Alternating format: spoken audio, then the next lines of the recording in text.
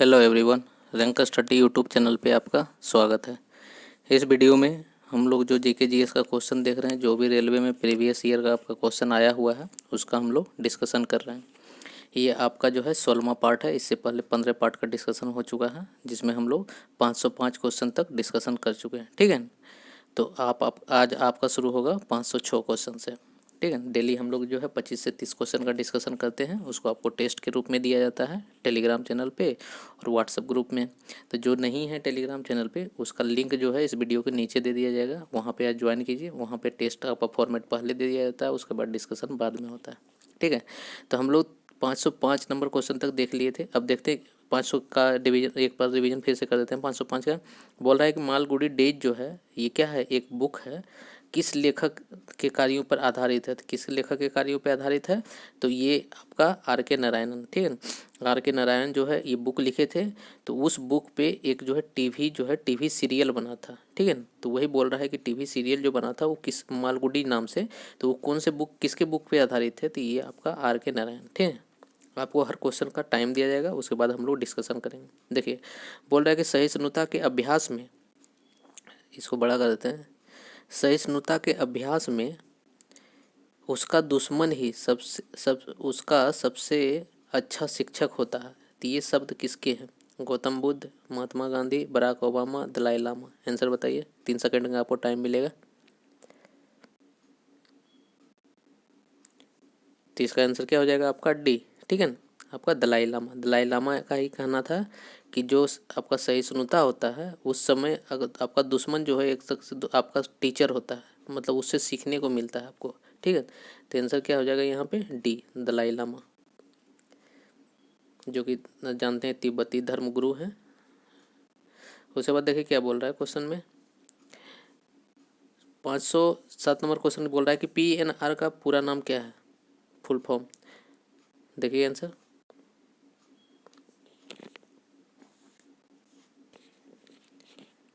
तो क्या हो जाएगा इसमें आपका बी। ठीक है ना, passenger name record. PNR number जो है था उसका फुल फॉर्म होता है पैसेंजर नेम रिकॉर्ड। ये जो आपका 10 डिजिट का नंबर होता है। ठीक है ना, देखते होंगे PNR नंबर जब चेक करते हैं आप ट्रेन में जाते हैं तो आपका कंफर्म सीट हुआ कि नहीं, PNR नंबर से हम लोग देखते हैं। तो वो किसके लिए, हर पैसेंजर का अपना अलग अलग PNR नंबर होता है। ठीक है, तो इसीलिए पैसेंजर नेम रिकॉर्ड। उसके बाद देखिए क्या बोल रहा है। पुर्तगाल व्यापारी गोवा में, पुर्तगाली व्यापारी गोवा की भूमि पर पहली जो है एक तरह से किस सदी में आए थे व्यापार करने? 14वीं, 15वीं, 16वीं सदी। आंसर बताइए। इसका आंसर क्या हो जाएगा आपका सी, 16वीं सदी। 16वीं सदी का करने का मतलब क्या है, 1502 ईस्वी में। आप जानते हैं कि आप 1502 ईस्वी से पुर्तगाल का एक तरह से क्या है यहाँ व्यापार शुरू हो गया था। तो 1502 मतलब कि 15 से जब भी ऊपर होगा तो इसका मतलब उसके आगे वाला जोड़ेंगे। ठीक है ना, जैसे कि ये 16वीं सदी, जैसे अभी हम लोग क्या है 2020 में चल रहा है, तो हम लोग क्या बोलेंगे 21वीं सदी। ठीक है ना, क्योंकि 20 से ऊपर चल गए ना, तो 21वीं सदी। तो आंसर क्या हो जाएगा यहाँ पे सी। उसके बाद बोल रहा है कि अंतर सरकारी संगठन का नाम बताएं जो अंतर्राष्ट्रीय सहयोग को बढ़ावा देता है। ठीक है, तो वो क्या हो जाएगा आपका NATO, UN, WHO, IGO। Answer बताइए। तो यहाँ पे आंसर क्या हो जाएगा आपका बी, UN, जिसको यूनाइटेड नेशन बोलते हैं। ठीक है ना, वो एक संस्था है सरकारी, जो कि इनका गठन कब हुआ था अगर ये पूछा जाएगा तो ये 24 अक्टूबर 1945 को, जब द्वितीय विश्व युद्ध खत्म हुआ था उसी समय इसका गठन हुआ था, ताकि जो है किसी तरह का इस तरह का भयावह युद्ध ना हो। ठीक है ना, तो याद रखिएगा 24 अक्टूबर 1945। तो ये जो है हर देश को क्या करता है, एक सरकारी संस्था है, हर देश को सहयोग करता है, तो याद रखिएगा UN। उसके बाद देखिए 10 नंबर क्वेश्चन का बोल रहा है कि भारत का बाल सर्जन मतलब किसे कहा जाता है, मतलब किस डॉक्टर को भारत का बाल सर्जन बोला जाता है? देखिए बोल रहा है कि आकृत प्राण जायसवाल, उसके बाद तथागत अवतार तुलसी, उसके निश्चल नारायणन, उसके बाद आपका सुदामा वर्मा। तो आंसर क्या हो जाएगा यहाँ पे आकृत प्राण जायसवाल। ठीक है ना, इनको जो है भारत का एक तरह से क्या बोला जाता है, बाल सर्जन, मतलब एक बाल चिकित्सक बोला जाता है, जो कि मतलब बाल डॉक्टर है। ठीक है। तो आंसर क्या हो जाएगा यहाँ पे, एम्स के डॉक्टर हैं, एम्स दिल्ली के। उसके बाद देखिए 11 नंबर क्वेश्चन में बोल रहा है कि भारतीय खेल में HIL का पूरा नाम क्या है। ये भारतीय खेल होता है HIL, उसका पूरा नाम क्या है। बोल रहा है Himachal premier league, Haryana premier league, और उसके बाद बोल रहा है हॉकी इंडिया लीग, उसके बाद बोल रहा है क्या, हैदराबाद इंडिया लीग। तो क्या होगा आंसर, तो यहाँ आंसर क्या हो जाएगा आपका सी, ठीक है। मतलब हॉकी इंडिया लीग, HIL, तो हॉकी इंडिया लीग। तो जैसे IPL होता है, इंडियन प्रीमियर लीग, ठीक है, तो उसी तरह हॉकी का भी होता है एक तरह से, hockey hockey hockey Indian league. तो आंसर याद रखिएगा सी। उसके बाद बोल रहा है कि ऊँट का प्रसिद्ध व्यापार किस वार्षिक मेले का एक हिस्सा है। मतलब क्या है, वहाँ पे वार्षिक मेला लगता है, वहाँ पे ऊँट भी एक तरह से क्या आता है, ऊँट का व्यापार होता है। कहाँ पे, उदयपुर मेला, थार मेला, कुंभ मेला, पुष्कर मेला। आंसर बताइए। जिसका आंसर क्या हो जाएगा आपका डी, पुष्कर मेला। तो पुष्कर मेला में क्या होता है, आपका ऊँट का व्यापार होता है। यहाँ पे विदेशी लोग भी आते हैं, ठीक है ना, बहुत बड़ा एक तरह से मेला होता है पुष्कर मेला। तो विदेशी लोग भी यहाँ पे आते हैं। तो ये कहाँ पे लगता है, अजमेर में, ठीक है ना। अजमेर से कुछ किलोमीटर दूर, मतलब कि आपका वही 5 से 7 किलोमीटर दूर पड़ता है। तो ये आंसर याद रखिएगा अजमेर में। उसके बाद देखिए 2.5 दिन का झोपड़ा कहाँ पे स्थित है, ठीक है ना। 2.5 दिन का झोपड़ा कहाँ पे स्थित है, आगरा, अजमेर, अहमदाबाद, माउंट आबू। आंसर बताइए। तो यह आंसर आपका क्या हो जाएगा, 2.5 दिन का झोपड़ा कहाँ पे है, अजमेर में, ठीक है ना, अजमेर में स्थित है।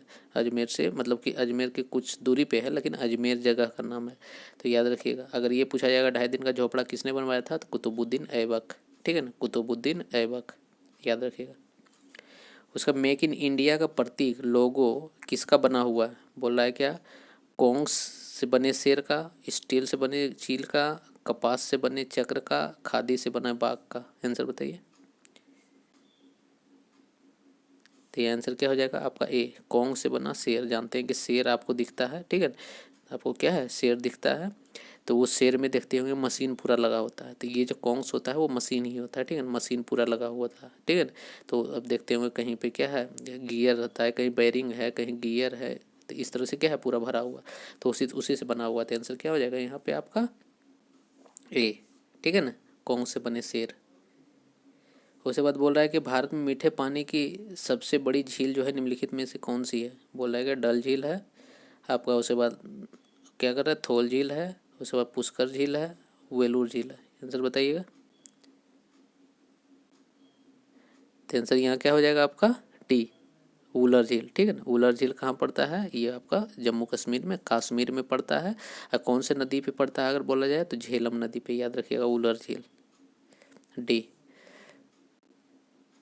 उसके बाद देखिए क्या है, निम्नलिखित में कौन से सऊदी, क्या है, सऊदी ब्लॉगर को यूरोपियन संसद से प्रतिष्ठित जो है सखारोव मानव अधिकार पुरस्कार से सम्मानित किया गया था। ये पुराना हो गया क्योंकि उस समय का था, तो उस समय जो है रैफ बदावी को दिया गया था, ठीक है ना। अभी हम लोग के लिए ये नहीं है इम्पोर्टेंट, क्योंकि उस समय का जीके था ये। 17 का देखिए क्या बोल रहा है कि निम्नलिखित में कौन सा स्थान जो है बौद्धिक तीर्थ यात्रा के केंद्र है, जहाँ गौतम बुद्ध ने आत्मज्ञान के बाद अपना पहला धर्मोपदेश दिए थे, ठीक है ना। जहाँ एक तरह से उपदेश, पहला उपदेश कहाँ दिए थे, सारनाथ, सांची, तक्षशिला, पाटलिपुत्रा। सर बताइए। तो आंसर क्या हो जाएगा यहाँ पे आप ए, सारनाथ, जो अभी कहाँ पड़ता है, बनारस में, बनारस के आसपास पड़ता है, ठीक है, जो यूपी में पड़ता है। याद रखिएगा यूपी में, अगर बोला जाएगा सारनाथ कहाँ पड़ता है, यूपी में। लेकिन यही गौतम बुद्ध को एक तरह से ज्ञान की प्राप्ति कहाँ हुआ था, तो बोध गया में, जो कि बिहार में पड़ता है, ठीक है। यहाँ पहला एक तरह से उपदेश पूछा गया, तो पहला उपदेश आपका सारनाथ में पड़ेगा। उसके बाद देखिए क्या बोल रहा है कि अकबर का मकबरा जो है कहाँ पे है, अमरकोट, सिकंदरा, अहमदनगर, दिल्ली। बताइए। यहाँ क्या हो जाएगा आपका यूपी में पड़ता है, जो कि सिकंदरा में। कहाँ पे है, ये आगरा के पास ही है, ठीक है ना। आगरा के मतलब 2-3 किलोमीटर दूर है। तो समझ जाइए कि आगरा के पास ही सिकंदरा है, ठीक है। तो आंसर क्या हो जाएगा यहाँ पे बी। उसके बाद देखिए क्या है, बोला UNFCCC कौन से एक तरह से अनुच्छेद सामान्य एवं समानता को लेके विभिन्नता प्रदर्शित करने वाले के सिद्धांत को उल्लेखित करता है। उसके साथ साथ विकसित देशों के लिए जलवायु परिवर्तन से मुकाबला करने के लिए आवश्यकता की जिम्मेदारी भी एक तरह से उल्लेखित है। तो कौन सा, ये एक तरह से बहुत ज़्यादा डीप क्वेश्चन पूछ दिया गया। अभी हम लोग यूनाइटेड नेशन का गठन देखे थे, तो ये जो है कितना अनुच्छेद में है, तो 3.1 में, मतलब कि तीसरा अनुच्छेद के पहला भाग में। तो आंसर क्या हो जाएगा यहाँ पे आपका डी। ये बहुत ज़्यादा डीप पूछ दिया गया, ये कोई ने क्वेश्चन बनाया होगा।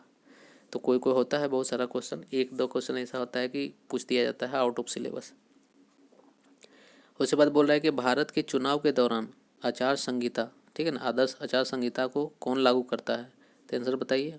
उच्च न्यायालय, सर्वोच्च न्यायालय, राष्ट्रपति, भारतीय चुनाव आयोग। तो इसका आंसर क्या हो जाएगा आपका डी, भारतीय चुनाव आयोग। वो क्या करता है, आचार संहिता लागू करता है। इसके बाद क्या होता है, कोई भी राजनेता प्रचार प्रसार नहीं कर सकता है, ठीक है ना, तो बंद हो जाता है। जैसे कि अभी बिहार में चुनाव है, देखें आचार संहिता लगा हुआ है। नहीं, आंसर क्या हो जाएगा आपका यहाँ पे डी। उसके बाद देखिए क्या बोल रहा है, परिशुद्ध संदर्भ में ग्रीन हाउस गैस उत्सर्जन के योगदान के संदर्भ में भारत कौन से स्थान पे है? तो दूसरा, तीसरा, चौथा, पांचवा, बताइए आंसर। तो आंसर क्या हो जाएगा आपका बी, तीसरा। पहला नंबर पे चीन आता है, ठीक है ना, और तीसरा नंबर पे आपका कौन आता है, इंडिया आता है। याद रखिएगा, पहला का हमसे याद रखिए। तो सबसे ज़्यादा कौन उत्सर्जित करता है ग्रीन हाउस गैस, जिसको CO2 हम लोग बोलते हैं, और क्या चीन करता है। तीसरा नंबर पे इंडिया आता है। उसके बाद देखिए क्या है, 22 नंबर बोल रहा है क्या, काली मिट्टी के बारे में निम्नलिखित में कौन सा कथन सत्य नहीं है? ठीक है, देखिए बोल रहा है क्या, यह मिट्टी खनिज पदार्थों में समृद्ध, एक तरह से समृद्ध होता है, जो ज्वालामुखी द्वारा बाहर निकले गए लावा के जमने से होता है, ठीक है, और कपास की खेती के लिए उपयुक्त होता है। यह आयरन की अधिकता होती है। यह महाराष्ट्र, छत्तीसगढ़, गुजरात क्षेत्रों में पाया जाता है। बताइए आंसर कौन सा सत्य नहीं है? तो ये एक आंसर जो सी हो जाएगा आपका, क्योंकि जानते हैं क्या कि काली मिट्टी में आपका आयरन नहीं होता। आयरन किस मिट्टी में होता है, लेटेराइट मिट्टी, ठीक है, लेटेराइट जो कि आपका ललहन टाइप से मिट्टी होता है, उसमें आयरन आपको देखने को मिलता है।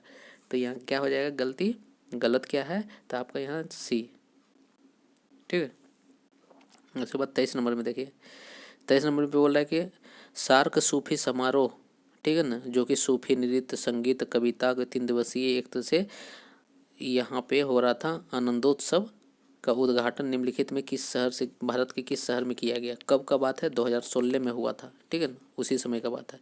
तो 2016 में किस शहर में किया गया? जबलपुर, भोपाल, सांची और आपका जयपुर। तो आंसर क्या हो जाएगा आपका, आंसर यहाँ पे डी, ठीक है, जयपुर में किया गया। लेकिन ये 2016 का था, तो 2016 से हम लोग को मतलब नहीं है, ठीक है, हमको मतलब क्या है 2020 से। तो अब आपसे ये पूछेगा कि सार्क का जो है एक तरह से फुल फॉर्म क्या होता है, ये पूछ सकता है।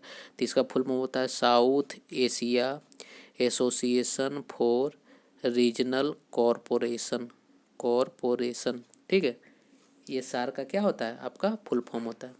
अब सार्क एक संस्था है, इसमें क्या है 8 कंट्री इसका भाग है, मतलब 8 कंट्री से मिल के सार्क बना है। कौन कौन देश है, एक तो आपका इंडिया ही हो जाता है, दूसरा आपका नेपाल हो जाता है, तीसरा आपका भूटान हो जाता है, चौथा आपका मालदीव हो जाता है, पाँचवा आपका बांग्लादेश हो जाता है, छठा आपका पाकिस्तान हो जाता है, सातवां आपका एक भूटान हो गया, बांग्लादेश हो गया, पाकिस्तान हो गया और श्रीलंका हो गया, और एक लास्ट बचा अफगानिस्तान। सिर्फ याद रखिएगा कि इंडिया से जो सटा हुआ म्यांमार है वो नहीं होता है, ठीक है, बाकी बात सब होता है। तो क्या हो गया 8 कंट्री, ठीक है। तो इसका अगर मुख्यालय पूछा जाए कहाँ पे है सार्क का मुख्यालय, क्योंकि भारत भी इसका एक तरह से क्या है सदस्य है, तो इसका मुख्यालय पड़ता है काठमांडू में, जो कि नेपाल में पड़ता है, ठीक है, नेपाल में। उसके बाद देखिए क्या है 24 नंबर क्वेश्चन में, किस भारतीय ने सर्वप्रथम जो है रमन मैग्सेसे एक भारतीय ने सर्वप्रथम रमन मैग्सेसे पुरस्कार जीता था? तो किसने जीता था? महात्मा गांधी, विनोबा भावे, जवाहरलाल नेहरू, गोपाल कृष्ण गोखले। आंसर बताइए। तो आंसर क्या हो जाएगा यहाँ पे आपका बी, विनोबा भावे। विनोबा भावे सबसे पहले जो है क्या जीते थे, रमन मैग्सेसे अवार्ड। और 2019 में जानते हैं भारतीय पत्रकार को मिला था रमन मैग्सेसे अवार्ड, जो कि रवीश कुमार है, ठीक है, याद रखिएगा। उसके बाद 25 नंबर बोल रहा है कि कौन सा निम्नलिखित में कौन सा स्थान जो है सूरसेन राजधानी थी, जो कि 16 महाजनपद में शामिल था? तो कौन सा है, क्या कर रहा है, श्रीवास्ती, ठीक है, श्रीवस्ती। और उसके बाद है विराटनगर, तक्षशिला, मथुरा। आंसर बताइए। तो जानते हैं आंसर डी हो जाएगा आपका। सूरसेन का राजधानी कहाँ पड़ता था आपका? मथुरा। जो मथुरा है यहाँ पे 16 जनपद में एक जनपद था। 26 का देख लेते हैं। 26 में क्या बोल रहा है क्वेश्चन? भारत में कौन सा गवर्नर जनरल है, ठीक है ना, गवर्नर जनरल जो सती प्रथा, जो सती उन्मूलन, ठगी का दमन, कन्या भ्रूण हत्या, मानव बलि का एक तरह से क्या है, समाज सुधारकों के लिए काम किया था, मतलब इन सबको बंद करवाया था, कौन है बोलिए। यहाँ पे बोल रहा है क्या आपका? चार्ल्स जो है मेटाकाल्फ, ठीक है ना। उसके बाद बोल रहा है लॉर्ड हास्टिंग, उसके बाद लॉर्ड विलियम बेंटिंग, उसके बाद लॉर्ड डलहौजी। बताइए आंसर। इसका आंसर क्या हो जाएगा आपका? सी, लॉर्ड विलियम बेंटिक, ठीक है। तो सबसे ज़्यादा एक तरह से समाज सुधारक, इंडिया में सबसे ज़्यादा समाज सुधारक का काम किसने किया था? गवर्नर लॉर्ड विलियम बेंटिक ने, ठीक है। तो आंसर क्या हो जाएगा यहाँ पे? सी। उसके बाद देखिए क्या बोल रहे हैं, भारतीय राष्ट्रीय कांग्रेस ने लाहौर में किसकी अध्यक्षता में दिसंबर 2029 को पूर्ण स्वराज राष्ट्रीय आंदोलन की घोषणा की थी? दादा भाई नौरोजी, जवाहरलाल नेहरू, महात्मा गांधी और बाल गंगाधर तिलक। आंसर बताइए। तो यहाँ क्या हो जाएगा आंसर आपका? आपका जवाहरलाल नेहरू। 1929 में जानते हैं क्या पूर्ण स्वराज का एक तरह से क्या गठन किया गया था, ठीक है ना। उसी दिन से मान लिया गया था कि इंडिया जब आज़ाद होगा तो 29 एक तरह से क्या है कि उसी दिन आज़ाद होगा, ठीक है ना। मतलब एक तरह से 26 दिसंबर का समय था, ठीक है ना, याद रखिएगा। इसीलिए जब भी संविधान लागू हुआ था उसके पहले क्या 26 दिसंबर को एक तरह से पूर्ण स्वराज के रूप में मनाया गया था। तो यह क्या हो जाएगा? जवाहरलाल नेहरू। उसके बाद देखिए निम्नलिखित में किसने जो है संघाई के क्यूइझोग स्टेडियम में तीसरा एटीपी संघाई मास्टर खिताब जीता? एटीपी पहले दिया किस में जाता है ये जान लीजिए। उसके बाद देखिए नोवाक जोकोविच, रोजर फेडरर, उसके बाद एंडी मरे, और उसके बाद आपका डेविड फेरर। तो आंसर क्या हो जाएगा आपका? ठीक है ना, ए, नोवाक जोकोविच। देखिए एटीपी का फुल फॉर्म क्या होता है कि एसोसिएशन ऑफ टेनिस प्रोफेशनल, ठीक है। टेनिस प्रोफेशनल मतलब क्या है? जो टेनिस खेलता है उसका एक तरह का ये कप है, ठीक है ना। ये संघाई कहाँ? चाइना में खेला गया था। तो उस समय जीतने वाला कौन था? तो उसमें नोवाक जोकोविच, जो क्या है टेनिस खेलता है। तो याद रखिएगा उस समय का है, लेकिन ये इससे ये पता चल गया आपको कि नोवाक जोकोविच जो है टेनिस खिलाड़ी है, जितना है सब टेनिस खिलाड़ी है। उसके बाद बोल रहा है कि अंडमान निकोबार द्वीप समूह में निम्नलिखित में से किस उच्च न्यायालय के अधिकार क्षेत्र के अंतर्गत आता है? तो अंडमान द्वीप समूह किसे आता है? बोल रहा है क्या? मद्रास उच्च न्यायालय, उड़ीसा उच्च न्यायालय, मुंबई उच्च न्यायालय, कोलकाता उच्च न्यायालय। आंसर क्या होगा? तो आंसर यहाँ पे आपका डी हो जाएगा, ठीक है ना, कोलकाता उच्च न्यायालय। जानते हैं क्या भारत का मानचित्र ऐसे है, यहाँ पे पड़ता है क्या? अंडमान निकोबार द्वीप समूह। और जानते हैं कि यहाँ पे क्या पड़ता है आपको? बंगाल, ठीक है ना, कोलकाता।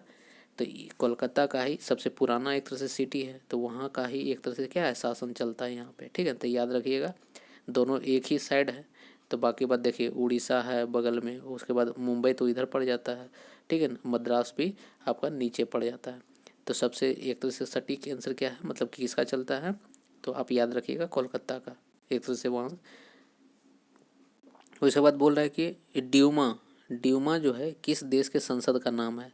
तो ड्यूमा बोल रहा है कि अमेरिका, इजराइल, रूस, अफगानिस्तान। आंसर बताइए।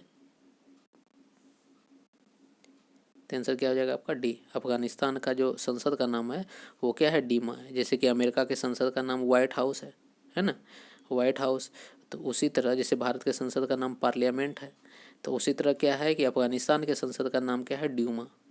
तो याद रखिएगा 30 क्वेश्चन हम लोग डिस्कशन कर लिए हैं। आपका फिर नेक्स्ट वीडियो आएगा, ठीक है, उसमें हम लोग डिस्कशन करेंगे। जो चैनल पे नए हैं चैनल को सब्सक्राइब कर लीजिए। वीडियो अगर अच्छा लग रहा हो तो लाइक कीजिए, दोस्तों के बीच शेयर कीजिए, ठीक है।